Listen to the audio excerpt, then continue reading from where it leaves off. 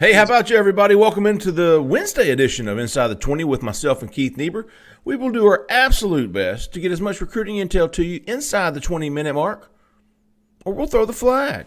Joining me, as always, is Mr. Keith Niebuhr. Mr. Keith, how you doing, big dog? I'm good, man. And you know, it's always hard to figure out a segue into an ad. Well, when you buy a car from a guy, you just take a photo of the car and you put it in your screen there. And now I hand it over to you, Jeff, before we Yeah. get to the meat. Hey, I want to see a side shot next time. Okay. Yeah, let me get the side shot. Yeah, I like a little side shot. Hey, Keith got it from Mr. Caleb Schofield there at Mike Patton Auto in LaGrange, Georgia. Sells new Ford, Lincoln, Chrysler, Dodge, Jeep, Ram, and Honda. Also has a fantastic used car lot. Fantastic. All used cars must pass a multi-point inspection, just like Keith's Bronco there. Back all of their used cars with a free 3-month, 3,000-mile warranty. The new cars come even more guaranteed, with a free lifetime powertrain warranty, unlimited time, unlimited mileage. Listen, today is the last day of his special Ford 150s invoice only. Give Caleb a call, 334-531-0996. Also has a 4-door Bronco and a Ford Raptor in stock. Those won't last long. And if you like the electric stuff, he's got one of those Mustang Mach-E's. Only 5 in the entire country. Caleb has one. Give him a call, 334-531-0996. And if you're not looking for a car and you need $300 and you know somebody who is, send them to Caleb, man. Get you a $300 from him. Caleb Schofield, Mike Patton Auto in LaGrange, Georgia, 334-531-0996. Keith, Auburn has a new football coach. Yeah, I'm trying to get the car out of the shot. Yeah, new coach, a guy that's known, Hugh Freeze, if you're not aware of who the coach is, guy that's known for being a pretty good recruiter. Signed a lot of 5 stars at Ole Miss, signed a lot of 4 stars at Ole Miss, had top 10 classes, signed a lot of 3 stars at Ole Miss. And you know what? Every top 10 class has 3 stars in it. He signed a lot of those, and a lot of those guys were true finds that were developed by Ole Miss and ended up being all SEC players, and one of them first-round draft pick. Many have gone on to have productive NFL careers. So it's not just, as fans, and you and I are both fans too of football, it's not you want to collect 5 stars and 4 stars, but at the end of the day, a lot of your class are going to be 3-star guys. You got to hit home runs with those guys too. And I think Hugh Freeze is a guy that's shown he can do all that and find quarterbacks and develop quarterbacks. It seems like he's a good coach. I said there's a lot of evidence to suggest he's a really good coach. Now, is he a great coach? I don't know that there's evidence there yet, but that's not a slight on him. He's only 53, okay? He definitely has done enough where you say he could get into that highest level. We'll see. Time will tell. There's no sure things in this business, let's be honest. But he understands the kind of player that Auburn's going to need, and he understands the quarterback position. Yeah, he knows what? Nothing's more important than that. I thought in his introductory press conference on Tuesday, he talked a little bit about recruiting. He said, ideally, I build my roster from high school, and then I fill in the blanks with transfer portal guys. But I don't think I'm going to be able to do that immediately at Auburn. Yeah. Because the need for immediate talent, the need for immediate help is obvious. We saw that on this roster, and we're expecting several guys to enter the portal just because the chances are, right? Several guys are. But portal will be big for Auburn. Portal will be big. That's, to me, is going to be a lot. I know there are some names already popping up. Keith, you've got 5 transfer portal guys right now. The transfer portal hasn't even – officially, the window hasn't officially begun. Yeah, we just had to kind of, hey, here's some guys already in the portal that I would take a look at. Listen, in 2 or 3 days, well, first of all, of those 5, we know Auburn's only really looking at 2, a tight end from a Division II school, and then J.Q. Hardaway, a defensive back from Phoenix City Central who signed with Cincinnati last year. I remember him. I don't know how heavily Auburn is involved yet, but we know that they're looking at the situation. Yeah, big cornerback, 6'3". That's pretty tall. So is he a cornerback? Is he more of a safety? I don't know. But Auburn's looking into that. But Jeffrey, you and I have learned this the last couple cycles. If you don't know who's in the portal before they get in the portal, you're not getting that guy. You're behind, yeah. Or you may get him, but it's you're not going to beat out anybody to get him. It's just going to be an okay guy. Auburn doesn't need okay guys anymore. No offense. Right. Auburn needs guys that could come in and not just start, not just be, oh my God, what are we going to do at this position? We need to save our behinds. No, they need guys that can elevate the program now. 5 wins this season, 6 wins last season. That's just, and 6 wins the season before. That's just not cutting it anymore. And so they need real difference makers. And so you know how it works, Jeffrey. If you're an elite offensive tackle, let's say at Iowa, you are, and you want out, you get people around you to put the feelers out and do their research. Who needs offensive linemen? And you and I have heard that offensive linemen, talented offensive linemen out there are doing their homework. And you know, again, we don't have names, but we've been told by enough credible people, but we know that there are people that have done their homework and see great opportunity at Auburn. Because as a high school player, it's one thing. Oh, Auburn hasn't signed many high school offensive linemen. I can come right in. You ain't ready to start in year one, right, unless you're an absolute freak, okay? But as a transfer portal guy, you're looking for a place where you can go for 1 or 2 years max to get to that NFL. Hey, I want to get developed by a high-level program, and I want to win. I want to play on the biggest stage. Auburn is a school that offers that opportunity, Jeff. We know of, well, like he said, we know there are some very, very talented, at least coming out of high school, they were highly thought of offensive tackles looking at Auburn, interested in Auburn. We're going to definitely be keeping an eye on several in the transfer portal beginning next week. We already are, but as Keith said, these guys aren't dumb. They don't enter their name into the portal and then go, hey, I'm here. They do their back channels work, find out that there is a want from another school of them, and then they enter the portal. So it's almost a egg before the chicken kind of deal. Keith, this weekend there are today, I mean, we're talking about 3 weeks from today, early signing period begins. Yeah. 3 recruiting weekends left. Hugh Freeze was named head coach on Tuesday officially, and the dead period ends on Friday. We expect coaches to be on the road. I've confirmed that there's a lot going on in that complex right now with a new coach. You've got to you got to do your meetings. You got to evaluate the roster. You got to evaluate the class. You got to evaluate recruits. You got to see where you are. You've got to meet. You got to decide if you're going to keep some of these coaches or not. Yeah. So a lot going on. So I think Auburn is going to be focusing on the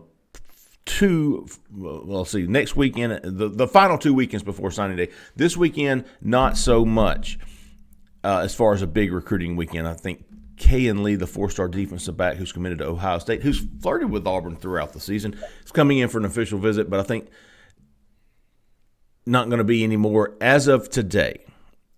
I was a little surprised. Well, but talking to people who explain it to me, it makes more sense. And I'm not very good at relaying that information, but I try my best. I do understand that there's a lot going on, a lot behind the scenes work that needs to be done before you can start bringing guys in. Because listen, Keith, talk to me about guys like Rock Bellantoni. These recruits, the only thing they want to know right now is, are you going to be here? Yeah. You know, Jeffrey, here's the thing. We all think, us too, we think, okay, guy gets a job, he's going to be on the phone with recruits within 15 minutes. In fact, it was reported out there that he was already recruiting. Well, you and I know that that's not accurate. And you've got a lot to do. First of all, you got to tie up loose ends at your old school. You owe it to the school that was paying you $5 million a year to not just pack up your stuff and leave without saying the proper goodbyes, without thanking the proper people, and without making sure everybody there is that their situations, what they're all about, what they're going to go through, all that stuff, just communicating with people.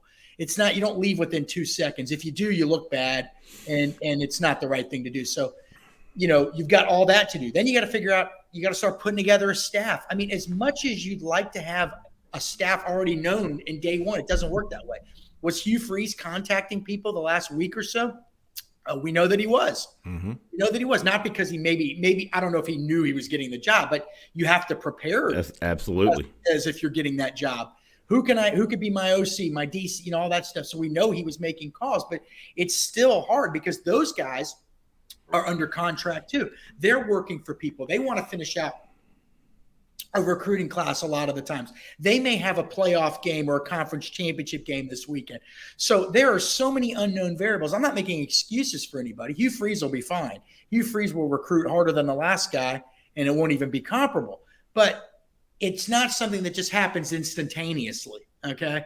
And, we talked to recruits yesterday. We've been hitting them up, and most of them still hadn't heard from the ones I got. They still hadn't heard from you yet. But they weren't, including five-star Quay Russaw last night. But one day ain't going to kill you right now. 2 days ain't going to kill you. It's what you do when you finally get to meet them, when you finally do get to talk to them. Here's another thing that somebody pointed out to me, Jeff. Do you want him just calling everybody without knowing anything about these guys? See, that's the thing. So what happened to the last guy, and I'm just going to be honest with you, there was a transfer offensive lineman who wanted to go to Auburn, and Brian Harsin called him up, and the kid told me it went fine and all that stuff. I'm not going to give you his name, but then at the end of the phone call, he goes, "Can I be honest with you off the record?" I go, "Oh, Jesus. Okay. Yeah. What? And this is Brian Harsin had only been at Auburn for 10 days, probably, if that." And he said he didn't know a thing about me. He didn't know a thing about me. And I knew right then, Jeffrey, that Auburn wasn't going to land that recruit. Okay. So Hugh Freeze can't just launch into this. He's an incredibly personable guy. Don't get me wrong. I've covered his camps. He's let me break commitments from his office. Okay. At his camps, Jeffrey, you and me will probably be out there calling plays with him. I mean, the guy he gets that. He even said that in this introductory press conference. We need you, media. He's smart enough to, and we don't work for them, obviously, but if you're a smart coach and savvy, you can, I don't want to say use the media, but take advantage of it, take advantage of the opportunities. Hey, we know this 5-star's visiting. Let's figure out a way to leak it out there. Well, some staffs say, "Oh my God, we can't let anybody know this 5-star's visiting because Alabama will find out." Well, guess what, guys? And I tried to tell people on the last few staffs, and I know you have too, Jeff. Alabama knows when a 5-star's visiting Auburn a lot of times before Auburn knows, okay? That's the way it works right now. So you can't worry about that stuff. But the point is, he can't go into these meetings with these recruits, these a quick hello wouldn't be terrible, but you want to know a little bit. And so he's balancing all these things right now. And we're going to see things happening today, tomorrow, the next day. Friday, his staff's going to be out on the road. Jeffrey, we've heard about Auburn maybe, we'll see if this plan sticks, maybe sending several coaches to Montgomery Carver. Okay, the plan was to at one point send all of them, not Hugh, because we should point out assistant coaches can visit prospects once a week for the next 3 weeks, once a week. But the head coach can only see a kid one time total. One shot. See a bunch of kids go visit Quay Russaw, the 5-star edge in Montgomery this week, and you don't see Hugh Freeze in a photo, you'll know why. He can only go one time. He's going to save that for later on so he can make that last impression. But there's research that has to be done. The baton of information has to be passed. He's juggling a lot of things. When did he get to Auburn? Was it Monday night? Monday night, yep. Monday night. Okay, so he'll be fine. He'll be fine. He knows that. This isn't a situation like last time where we were, Jeffrey, 7 days in and top recruits still hadn't heard from Brian Harsin. Commits, kids who signed before he got there, still hadn't been introduced to their head coach. That was inexcusable. And we didn't editorialize that at the time, but we did report this guy still hadn't heard from him. That guy still hadn't heard from him. It's not going to be that way this time. We know that. But it's also not going to be, he's also not going to call 38 kids on day 2 when he doesn't have any information or know anything about them. He's been recruiting from an entirely different pond. He has to do a little homework. Yeah, he's been recruiting from a retention pond. He's now being thrown into the Gulf of Mexico. So, Keith, to me, it lines up. You don't want to bring these kids in just imagine a bunch of recruits, offensive, defensive recruits coming in this weekend, and all they have are questions, and all you don't have are answers. So you wait till next weekend, right? You bring in a guy right now who's been in Lee, not a huge deal as far as if Zach Etheridge, probably the main guy there, point of contact. But you wait till the next weekend when maybe you have a new offensive coordinator, maybe you have a new defensive coordinator, maybe you have new position coaches to bring these kids in and say, "Here you go. This is who we are." Yeah, here's where it could get tricky, Jeffrey. You know this. I mean, by the way, Jeffrey's been doing this longer than I have. He's letting me talk. He knows more of this stuff than I do, but they will probably look. You're going to have 2 official visit weekends for early signing period guys. We have 3, but if you only have one guy this weekend, you have 2 remaining. I mean, right. Let me be clear about that. you can almost bring in too many guys. So it's going to be hard. Look, they're going to have to juggle more stuff. There's no question about it. But remember, in December of 2014, when Will Muschamp was hired at Auburn and brought Lance Thompson and Travaris Robinson with them, Auburn had 7 5-stars visiting in one weekend and more than a dozen official visitors. It can be done. You can do it, okay? So don't worry about that. But it's a challenge, don't get me wrong. Also right now you got a lot of kids playing state championship games this week, next week. Conference championships and the coaches. Period sounded so great on paper, but it's also created a lot of challenges. Then you have the contact period starting this Friday. Why the hell didn't they start it on a Sunday? So now you're going to have all week long cramming in all these visits because the new week, the clock starts with the actual new week on Sunday. So you can go see a kid Friday or Saturday and then turn around and go see him again Sunday or Monday. That's right. So it's like, man, think about that. 3 full weeks. Why do they make this so complicated? And then the early signing period starts December 21st. 4 days. Yeah. Wait, it's insanity. So there's a lot of work to be done. They're going to get organized. We're probably going to see him bring some people from Liberty, some off the field people, maybe some recruiting people. He's got, GM there that he trusts. I mean, they got to mesh with the new staff. They got to compare notes. It's getting done and it's going to get done. It just doesn't happen overnight. I'm convinced it's going to happen much faster than the previous time. Don't get me wrong. He's worked in the SEC before. He understands that. Right. It doesn't happen overnight.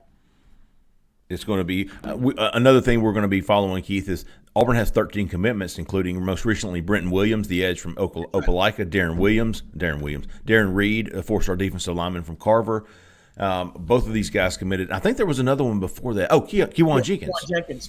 Will these commitments be honored by the new staff? I think that's another angle of bringing in a new coach that we'll be tracking, we'll be following. Yeah.